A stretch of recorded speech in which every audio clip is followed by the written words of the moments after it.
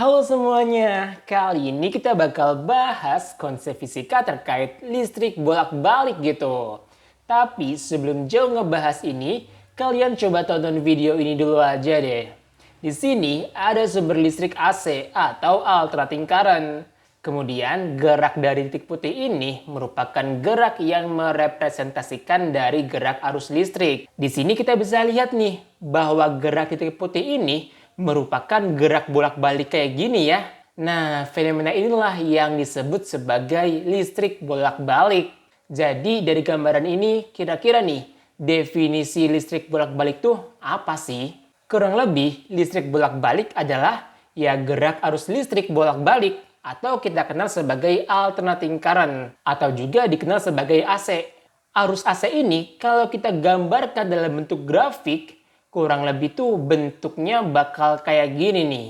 Di sini nilai dari puncak merupakan nilai dari arus maksimum ya. Dan gambar grafik kayak gini itu tuh mirip banget kayak fungsi sinus nggak sih? Oleh karena ini merupakan mirip fungsi sinus, maka kita juga bisa merepresentasikan bahwa nilai arus pada listrik bolak-balik merupakan fungsi dari sinusoidal, yaitu I sama dengan IM dikalikan dengan sinus omega T tambah theta 0. Di mana I merupakan arus listrik real time, satuannya itu ampere, dan IM merupakan arus listrik maksimum, satuannya ampere. Omega adalah kecepatan sudut, satuannya radian per sekon, dan theta 0 ini merupakan nilai dari sudut fase awalnya. Oleh karena arus pada listrik bolak-balik ini merupakan fungsi dari sinusoidal, maka nilai tegangan yang ada juga merupakan bagian dari fungsi sinusoidal, yaitu V sama dengan Vm sinus omega T tambah theta 0, di mana V merupakan tegangan real time, satuannya volt, dan Vm adalah tegangan maksimum, satuannya adalah volt juga.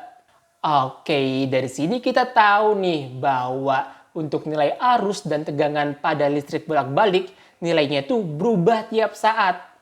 Terus gimana caranya kalau seandainya kita ingin menuliskan spesifikasi suatu alat elektronik jika dihubungkan dengan listrik bolak-balik? Nilai tegangannya kan konstan. Gimana dong? Oke, jadi gini. Nilai tegangan atau arus yang biasa kita lihat di alat elektronik untuk arus bolak-balik itu tuh merupakan bagian dari tegangan dan arus listrik efektif. Yang intinya tegangan dan arus listrik efektif ini itu tuh nilainya setara dengan tegangan dan arus listrik pada arus DC atau direct current. Nilainya yaitu Vf sama dengan Vm dibagi dengan akar 2, di mana Vf ini merupakan tegangan efektif ya. Begitu juga untuk nilai IF sama dengan IM dibagi dengan akar 2. Ini merupakan arus efektifnya. Jadi jangan bingung ya kalau seandainya kalian nemu barang elektronik yang dihubungkan dengan arus AC memiliki spesifikasi 220 volt. Itu merupakan tegangan efektif. Gimana? Sampai sini kira-kira udah mulai paham belum terkait definisi dan juga nilai tegangan efektif dan juga arus listrik efektifnya? Kalau udah, yuk kita akan ngebahas nih terkait rangkaian listrik bolak-balik. Di sini tuh ada 3 item yang akan kita bahas. Yang pertama adalah rangkaian resistor, rangkaian dari induktor, dan juga rangkaian kapasitor. Nah, ketiga rangkaian ini kalau kita kombinasikan bakal jadi yang namanya rangkaian RLC. Cuman di video kali ini kita batasin penjelasannya terkait rangkaian resistor, induktor, dan juga kapasitor aja kali ya. Oke, sebelum kita ngebahas ketiga bagian ini, kita perlu paham dulu yang namanya diagram fasor. Apa sih itu diagram fasor? Diagram fasor merupakan suatu diagram yang menjelaskan hubungan arus listrik dengan tegangan menggunakan diagram vektor yang berputar. Contohnya tuh kayak gini nih, ini merupakan contoh untuk arus listrik dan tegangan yang sefase. Gambarnya kayak gini nih. Di sini nilai dari arus listrik dan tegangan dia itu segaris, yang nunjukin bahwa kedua besaran ini merupakan besaran yang sefase. Nah, garis ini itu tuh bakal mutar berlawanan arah dengan arah jarum jam dengan kecepatan sudut sebesar omega. Untuk lebih jelasnya, nanti kita akan bahas nih diagram fasor untuk rangkaian resistor, induktor, dan juga kapasitor. Kita bahas rangkaian resistor dulu aja kali ya. Jadi bayangin aja kita punya suatu resistor yang nilainya adalah R. Kemudian kita hubungkan nih dengan sumber tegangan dengan kabel ya. Yang terjadi apa nih? Yang terjadi bakal ada arus yang melewati resistor kan? Saat arus listrik melewati resistor pada keadaan maksimum, maka tegangan resistor juga bakal bernilai maksimum juga ya. Sehingga dengan kata lain kita bisa gambarkan nih grafik sinusoidalnya untuk fungsi tegangan dan juga fungsi arus.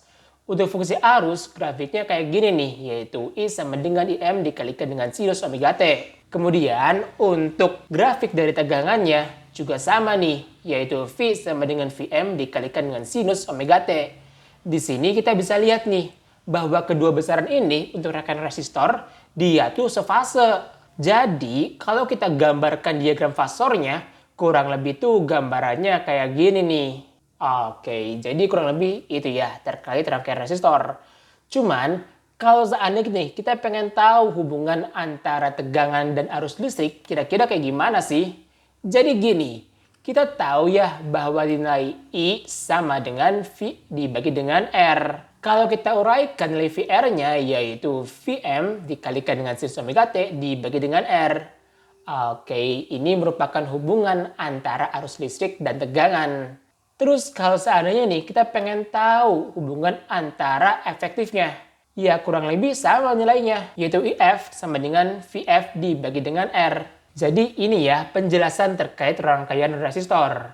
Kemudian kalau kita pengen ngebahas rangkaian untuk induktor, jadi tuh gambarannya kayak gini nih.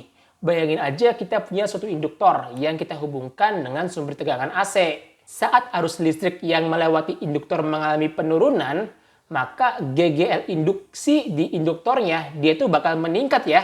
Dengan kata lain, kalau kita gambarkan grafiknya, kurang lebih tuh kayak gini nih. Ini merupakan grafik dari arus listriknya.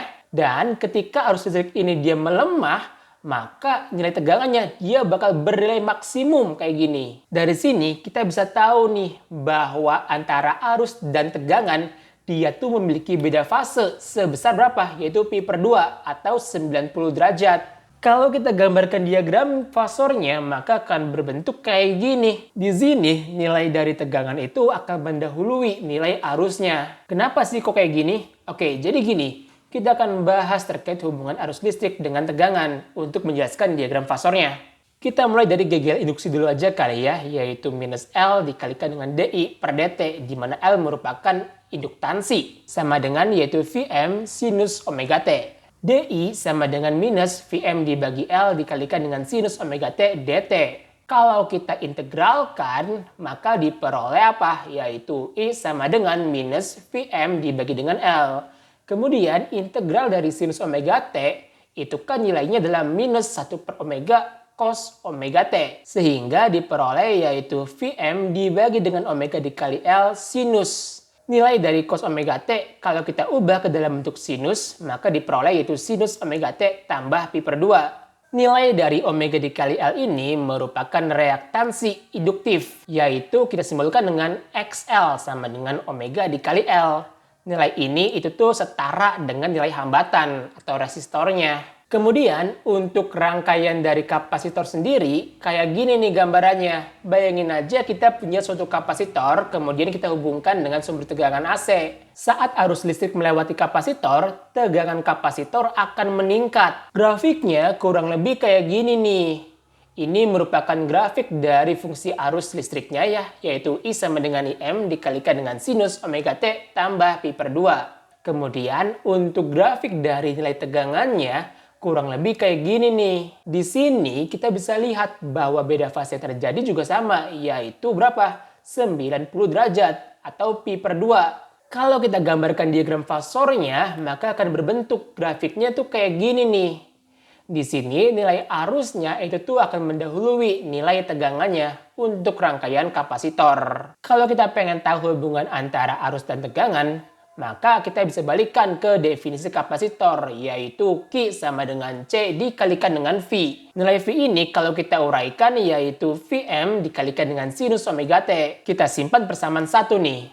Terus yang namanya arus listrik itu kan nilainya setara dengan banyaknya elektron yang bergerak atau muatan yang bergerak dibagi dengan lama waktunya, atau dq per dt. Kalau kita turunkan maka akan diperoleh nilainya yaitu Vm dikalikan dengan omega dikali C dikalikan dengan cos omega T. Cos omega T kalau kita ubah ke dalam bentuk sinus, maka akan diperoleh yaitu sin omega T tambah pi per 2. Nah, nilai omega C ini itu tuh merupakan bagian dari reaktansi kapasitif. Nilainya adalah Xc sama dengan 1 per omega dikali C. Ini juga sama ya, bahwa nilai Xc ini itu tuh setara dengan nilai hambatannya. Biar lebih paham, coba yuk kita bahas satu soal. Perhatikan gambar di bawah ini. Terdapat suatu hambatan yang nilainya 10 ohm. Induktansi 5 dikali 10 pangkat minus 4 Henry. Kapasitansi kapasitornya adalah 1 dikali 10 pangkat minus 6 Faraday. Jika frekuensi listrik yang mengalir adalah 200 Hz, pertanyaannya adalah berapakah nilai resistor, reaktansi induktif, dan reaktansi kapasitifnya? Oke, diketahui bahwa nilai R-nya yaitu 10 ohm. L-nya adalah 5 dikali 10 pangkat minus 4 Henry. C-nya yaitu 1 dikali 10 pangkat minus 6 Farad. Dan F-nya yaitu 200 Hz. Yang ditanya adalah berapa sih nilai hambatannya yaitu R, XL, dan juga XC-nya. Kita jawab hambatan dulu aja kali ya. Di sini nilai dari hambatan itu nggak dipengaruhi oleh frekuensi. Maka nilai R-nya bernilai konstan sebesar 10 ohm. Kemudian untuk reaktansi induktif yaitu XL, nilainya adalah omega dikali L. 2πf dikali L.